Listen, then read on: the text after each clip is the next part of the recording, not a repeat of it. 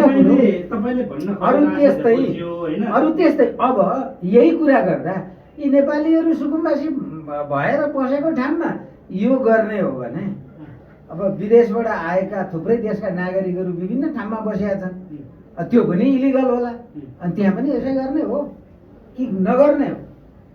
जमिन अकुपाई नै गरे होला। त्यसकारण यस्ता थुप्रा अनैतिक प्रश्नहरू उठ्छन्। यो कार्यशैली चाहिँ अन्यायपूर्ण भयो भन्ने श्रम संस्कृति पार्टीको सुविचारित सचेत हिसाबले यो कार्यशैलीको विरोध हो। होइन, हुन त तपाईँको उत्तर मैले पाइसकेँ। यद्यपि यहाँनिर तपाईँको जोड्न खोजेको चाहिँ सानो चित्तले बोसो पाल्दैन। हामी तपाईँको कल्पना चाहिँ वासिङटनको, न्युयोर्कको, जापानको टोकियो, कोरिया, होइन, सिङ्गापुरको कल्पना गर्छौँ। हामी पनि त्यस्तै बनाउन पाए त्यस्तै भइदिए हाम्रो पनि काठमाडौँ भन्छौँ। तर फेरि हामी भावना बहकिएर माया देखाएर ममता देखाएर फेरि पनि हामी आज त्यही सुकुम्बासी बस्ती सहरको बिचमा सुकुम्बासी बस्तीको झुप्रोहरूमा अल्मलिरहेका छौँ। जस्तै तपाईँको त्यो मात्र सुकुम्बासी बस्ती मात्रै हटाउनु परेर तपाईँको यो के अरे भिक्री मण्डपमा रहेको त्यो के बजार भन्ने पनि छ नि त्यहाँनिर, होइन? सिंहदरबार जुन सरकार चलाउने सिंहदरबार प्रशासनिक भवन चाहिँ त्यत्रो अगाडि त्यो शानदार ठडिएको छ। सिंहदरबारलाई गिज्याइरहेको छ फेरि ओतिर तपाईँको त्यो प्लास्टिकले जेलिएको एउटा त्यो भिक्री मण्डपको बजारले, होइन? तर के भने अब मैले भन्न खोजेको चाहिँ हामीले केही पाउनाले केही गुमाउनै पर्थ्यो। सरकारले त्यो सोच्यो होला कि, होइन? हामीले मुटु अलिक ठुलो बनाएर दह्रो बनाएर सुकुम्बासीलाई हटाइयो भने भोलिको दिनमा सुन्दर हराभरा काठमाडौँ बनाउन सकिन्छ भन्ने सोचेको हो कि? तर यद्यपि तपाईँको उत्तर त आइसकेको छ। अलिकति हटाउनु ठिक छ, तर व्यवस्थित तरिकाले हटाएको भए राम्रो हुन्थ्यो भनेर तपाईँको उत्तर आइसक्यो। मैले जोड्न खोजेँ त्यता थियो कि होइन, त्यो पनि समाज कल्याणले समय दिएर जाऊ भन्न सक्छ, होइन? त्यो त्यस्तै राख्नुपर्छ, झुप्परपट्टि नै बनिराख्नुपर्छ भन्ने होइन।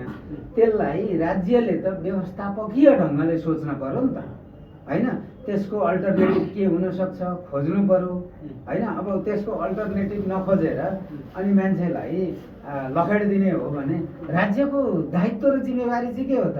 त्यसो भए कमजोर मान्छेहरू चाहिँ सबै लखेटेर गरिबी निवारण हुने, गरिबै सिध्याइदिएपछि गरिबी निवारण हुन्छ भन्ने मान्यता हो त, होइन? समाजमा आर्थिक हैसियत, सामाजिक हैसियत, राजनीतिक हैसियत नहुनु चाहिँ अनि डोजरको दाँतमा बेरिनु पर्ने हो। त्यसो भए यहाँ त ठुल्ठुला चाहिँ पहुँच भएकाहरूले पनि त जग्गा बिचेको कुरा छ नि, अनि तिनीहरूलाई चाहिँ डोजर लाग्छ कि लाग्दैन त? हो, त्यो कुरा पनि हो नि त, होइन? जस्तो चाहिँ अरबौँ भ्रष्टाचारका काण्ड भनेका छन्, होइन?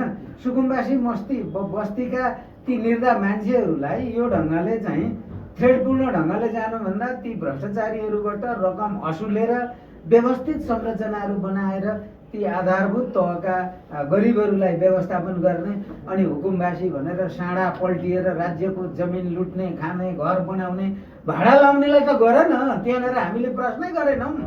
तर विपन्न वर्गमाथि निर्दयी बन्नु हुँदैन भन्ने हो क्या? यो भावनाको कुरा होइन। त्यसो भए राज्यमा भएका अव्यवस्थित बसोबास अथवा विपन्न गरिबहरूले केही माग गर्छन्, केही कुरा गर्छन् भनेर यिनका लागि बोल्ने पनि केही हुँदैन, यिनका लागि भन्ने पनि कोही हुँदैन भनेर अनि तिनीहरूलाई चाहिँ भाँटै प्रमुख कुरा हो, पावरै प्रमुख कुरा हो, निरीह ठानेर दमन नै प्रमुख कुरा हो त? त्यो गर्नु गलत थियो, होइन? गलत थियो त। पहिला व्यवस्थापन गर अनि गर न, होइन? पहिला छानबिन गर को सुकुम्बासी हो, को होइन, त्यति त राज्यले छुट्याउन सक्छ त। हुकुमबासीलाई डोजर लगाऊ, सुकुम्बासीलाई व्यवस्थापन गर। हाम्रो कुरा पार्टीले यति हो क्या?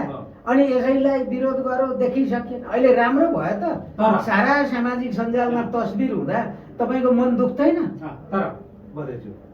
अब नेपाल सरकारका पूर्व सचिव भीम उपाध्याय भन्ने एकजना मानिस हुनुहुन्छ। उहाँले त तपाईँहरूको अध्यक्षलाई निकै गाली गर्नुभयो, अनि फेरि तपाईँहरूको अध्यक्षले पनि ढेडमुखे भन्नुभयो।